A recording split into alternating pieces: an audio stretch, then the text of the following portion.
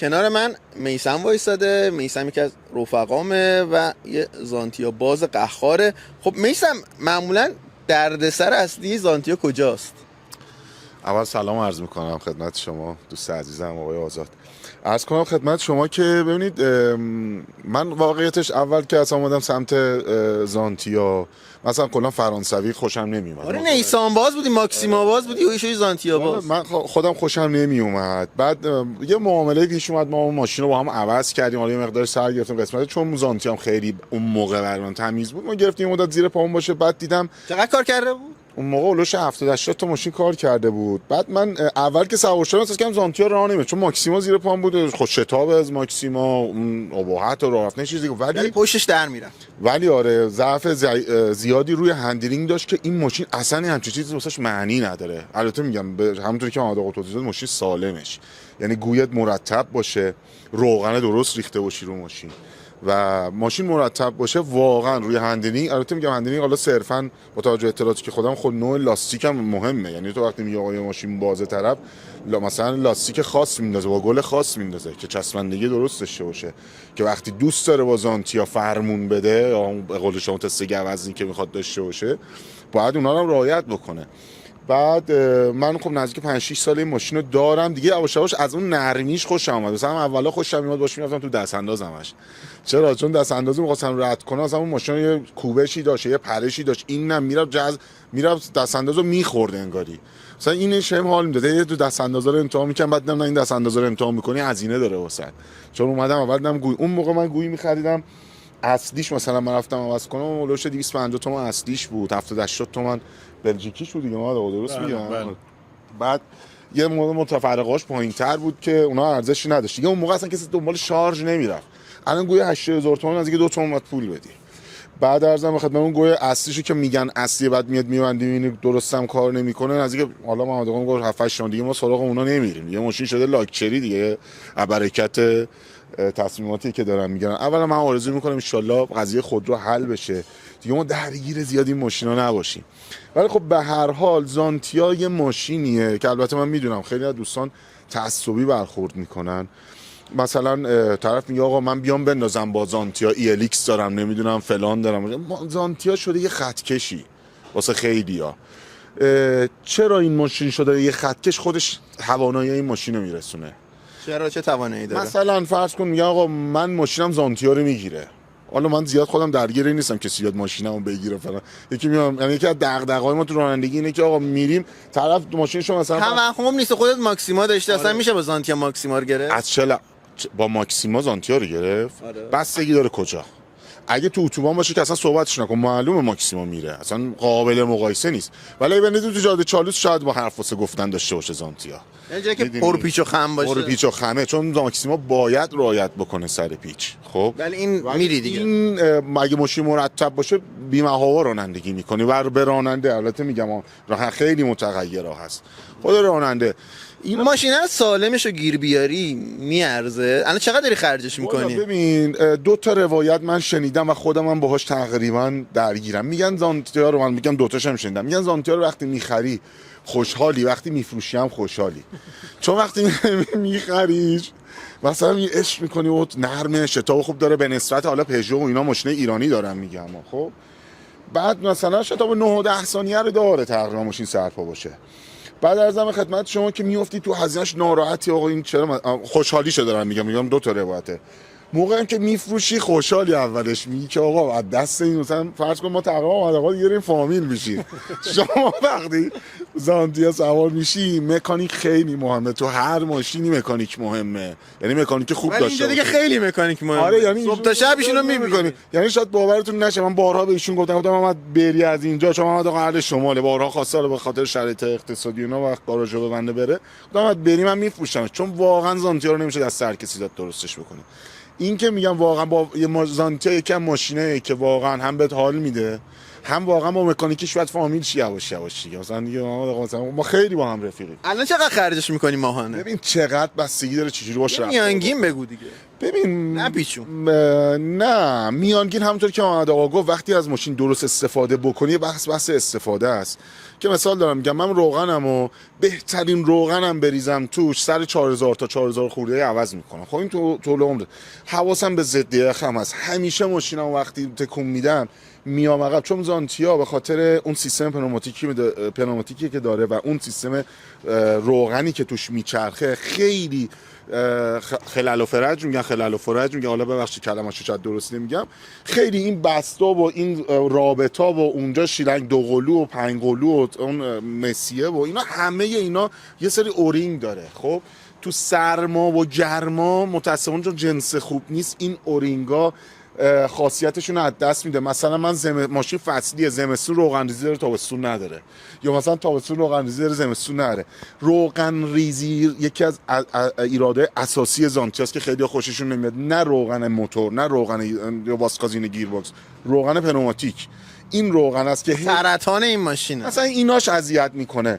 بعضی هم میگن برعکس، میگن آقا زانتیان، اونایی که زانتیا میخرن اون موقع که مثلا موقعی که میگن کلا مثلا طرف موقعی که زانتیا رو میخواد میخره، موقعی که هزینه میاد سراغش ناراحته و وقتی هم میفروشه بعد یه مدت ناراحته، چون واقعا این ماشین یه نرمی داره. حالا داشتم به آقا مشتاق دوستتون توضیح میدادم، من تو ماشین که میشینم با یه وزنی دارم، خودم سنگینم و این صندلی رو هم بهشون توضیح دادم. یکی از ضعفاش شاید این باشه که صندلیش تحمل وزن منو نداره که زیاد توش بشم. میشینم تو ماشین اولش یه میره پایین، هر ماشین اینطوری به نسبت وزن خود میره پایین، ولی این ماشین دور شارژت میکنه میاره بالا، تکونی میده بهت. همیشه این تکونه تو خونه ما نشسته تو زانتیا میشینی. خب بعد میری توی ماشین عادی میشینی که این تکونه رو نداره، مثلا خودت یا اینجوری میشی جای مثلا زانتیا. بگو حالا تهوع میگیری نه؟ یه حالت واقعا یه حالت اینطوری تو انتظار داری یه تکونی الان بخوره ماشین خوش میزون کنه راه بیفته، تو ماشین دیگه اینو احساس نمی‌کنی و خودت یه چیزی تو درون خودت انگار این گویه تو خودت هم وصله دیگه. میدونی چی میگم؟ این چیزه بالا پایین میکنه. اینا هستش. مثلا یکی از مسائلی که من بچه‌ها دیدم گیر میکنن، حالا من به دوستان تجربه خودمو دارم میگم، من تو سرمای زمستون، خب محمد آقا یکی از آدمایی که خب منصفانه کار میکنه، خب انصاف صرفا به زانتیا و پژو و اینا ربط نداره، خاصیت خود مکانیکه. ماشین ما فرموش خیلی صفر شده بود تو زمستون، زیر دمای 10 درجه میدم ماشین تا موقعی که گرم شه این موضوع مثلا اذیتم میکنه. خب برای من که مکانیک نیستم، یوزرم، شاید مثلا دوباره برم تو سیستم که وا این روغنه صفر شد، روغنش آشغال بود فلان بود، اومدم اینجا آقا اشکال نداره، اینو در آورد همین که برای درسته برای همین مخزن است، در فیلتر آشغال گرفته و کثیف بود. خب اون چگالیه و اون درجه دمای اونجا خوشو نشون داد، یه تمیز که شستشو ماشین دوباره برگشت سر جاش. از بس بعضی جاهاشو زیاد خرج کردیم یه چیزی میگه ماشین، میگیم آخ دوباره مثلا نه داره. مثلا این مثلا من خانواده‌ام فرض کن 5 نفره، اینم به عنوان یه عضوی از خانواده است، مثلا ماهانه خرج 2-3 تومانی واسه حداقل کنار میذارنی. گفتی یه بار موتورش تعمیر کردی بیچاره‌ت کرد. نه بیچارگی، میدونی بیچارگی از اینه که قطعه خوب گیرت نمیاد. یعنی الان محمد آقایی تو توضیحاتش توجه می‌کردیم ما استوک و ترتمیز رو از نوع ترکیه و هند و اینا گرونتر می‌خریم، در صورتی که این حالا اون افرادی که تو این موضوع دارن حالا بیزینسشون هست سود اصلی رو اونا دارن میارن و ما روی این قطعات مجبوریم قطعه دست دو ببندیم، چون به قول یارو گفتنی حالا اصطلاحات بعضی موقع تو گاراژ این هست سگش میارزه مثلا به اون نوع اصلیش، هزینه بیشتر میکنیم و عرضم به خدمت شما که بتونیم استوکه کارش داشته باشه. ببین من موضوعی که واسه ماشینم پیش اومده بود، خب مثل هر ماشین دیگه من پمپ اون مخزن آبم ترکیده بود، متوجه نشده بودم، نشتی داشته تو سرعت که داشتم میرفتم اون آبو خالی کرده بود، ماشینم چون باد میخورد بهش آمپر نشون نمیداد، تا وایسادم دیدم آمپر اومد بالا، ماشینم واشر ترسون، یعنی من باز نذاشت توی کوه و کما، رفتم مسافرتمو رفتم همه کارامو کردم اومدم، ماشینم باز آب روغن قاطی نکرد، واقعا موتور سگی داره. یعنی من 6 لیتر آب ریختم تو اون ماشین. وقتی برگشتم محمد آقا یه کفتراشی کرد مثل این که حالا این ماشین یه خود سرسیلندش هم مثل یه نفر قبل منم تو اون کیلومتر پایین بازم مراعات نکرد، مثل که قبلا هم کفتراشی شده بود. بعد حالا ایشون اصطلاحی داشت که آقا به نظر من سرسیان کف نداره، بازم کفو زد و گذاشت و خدا رو شکر باز من راضی‌ام، مشکل نداره. میگم بازم اون واشه اتفاق افتاد و آب روغن ماشین من قاطی نکرده بود. صبح مثلا چند ثانیه ماشین با لرزش کار میکرد که حالا به خاطر بستگی به حساسیت داره یا که از همونطور مثلا 2 سال استفاده میکنه.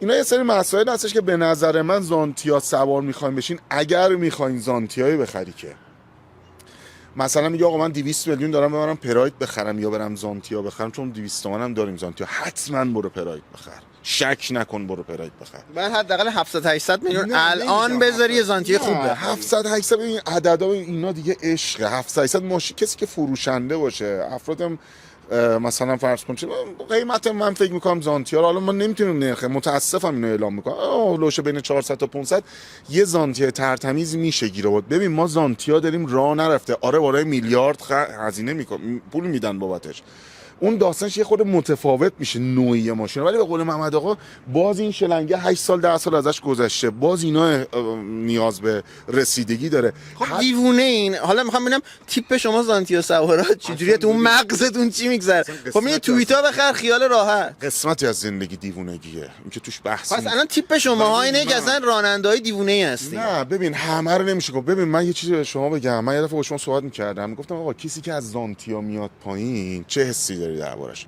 اگه بگن طرف پزشکه مثلا یه خورده طول میکشه تا باور کنی پزشکه، خب ولی مثلا بگن آقا حالا یه شغل نمیخوام مثال بزنم، شغل پرخطری دیگه ای داره بیشتر مثلا چیز میخوره به طرف اون رو ماکسیمم همین. یه جورایی میثم خطری نه خطرناک نیستیم، هیجانمون شاید یه خورده بیشتره. به خاطر اینم ایشون میگه آقا ماشین سالم توش کم پیش میاد، چون که پیدا میشه ترکوندین هم. حالا یا بهش فشار آوردیم، میدونی چی میگم، مثلا جای دوست داشتم گازش گرفتم تا دور موتور بالا باش رانندگی کردم، سر پیچات عشقش داشتم هی بهش فشار آوردم باش دور، خب اینا فشار میاره دیگه. ولی من تو این تعمیرگاه خیلی آدمایی دیدم که خب لحاظ پرستیژ اجتماعی آدمای واقعا با کلاسی بودن زانتیا. مثلا برای من خودم خیلی جالب، مثلا ما اینجا خلبان زیاد داریم من دیدم، درسته؟ تو تیپ آدمایی که من اینجا دیدم خلبان من برام خیلی جالب بود که خلبانن استفاده میکنن ماشین، نه اینکه بگم هواپیما الان همه کامنت بزنن آقا نمیدونم پشت فانتوم نشستی، نه این توهمو که دارین شما زانتیا سوارا که پشت فانتوم نشستی. باور کن الان این توهم نیست. یعنی من خودم ماشینم یهو کیلومتر مثلا اینقدر نرم جاده رو میره، مثلا سمت جنوب که میری کیلومتر یهو میبینی رو 170 180 تاست، نشون نمیده واقعا. چون البته میگم باز به لاستیک گل لاستیک صدایی که تو ماشین میاد، این عایق بندی صوتی خود ماشینم هستش، صدای موتوری که داخل میاد، اینا همه شرطه که تو اون سرعت احساس نمی‌کنیم. یکی از دغدغه‌هایی که من خودم دارم میگم که زانتیا سوارم میام اینه که خیلی هم ماشین رو من کل بندازم، مثلا این آر سی مثلا پژو 206 اومده، من همیشه به بچه‌ها میگم آقا 206 دیدی باش کل نکن، با زانتیا داشته باشی کل بکنی دو سرباخته، ببری طرفو میگن زانتیا بوده دیگه، خب برده کار شاق نه، ببازی میگن زانتیا رو زدی. اصلا ببین شخصیت داره یه جوری کل نباید بکنه.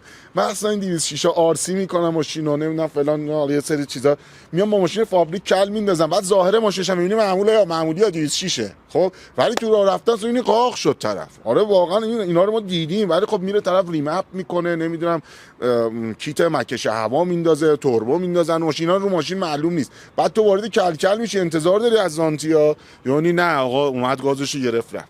حالا زانتیاتو بفروشی چی میخوای بخری جاش؟ والله به خدا اگه به این نتیجه رسیدم تو این 6 سال میکردم. نمیتونم با این پول چی برم بخرم. میگم اگر 200 میلیون 300 میلیون پول داری میای میگی زانتیا، نکن این کارو، برو پراید بخر، برو تیوا بخر، چون ماشین یکیش این سواریه داره به تندی، یکیش اون تعمیرگاه رفتنشه.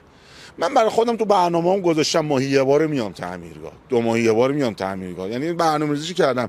من ماشینم وقتی میاد تعمیرگاه، وقتی اوورهال میشم میرم بیرون یا گویام میزون میشه، خب اون خودت میزون میشه. آره یعنی میگم آقا نوش جونش خرج کردم. قبلش که میاد صفر میشه فلان میشه میگم برم میفروشمش، بعد میام تو تعمیرگاه یه دوری باش مثلا دور ردیفش میکنم، بچه آقا محمد آقا اینم رفیق ردیف میشه دیگه دلم نمیاد چی بفروشم آخه. بعد یکی از اختلافای زانتیا تو سربالاییه، یعنی تو کفی همه شیرن همه شاهن، خب ولی من تو سربالایی مثلا به این راحتی معکوس نمیدم به ماشینم. بند 5 هم میکشه ماشین قشنگ، رو کولر روشن میکشه، با وزن بالا رانندگی میکنم. جایی که خیلی الان ماشین چینی و ایرانی نداره، واقعا توی سربالایی یه سرگردن بالاتر از ماشینای دیگه است. تو سربالایی خیلی این موضوع رو من احساس میکنم. یعنی من میرم تو سربالایی احساس میکنم دیگه خب اینجا جای امتحانه، بیا ببینم تو که میومدی اینجا میومد چراغ به من میدادی فلانه بیزا، بیا اینجا بریم بالا ببینیم چنده. ولی خب دیگه حالا میگم تو صحبت‌های من بعضی موقع اون کلر آخر صحبت‌های من متوجه میشه، ولی ما دیگه خودمون کنترل میکنیم، نه زیاد به ماشینمون فشار نمیاریم، چون باید بریم تعمیرگاه خرج کنیم.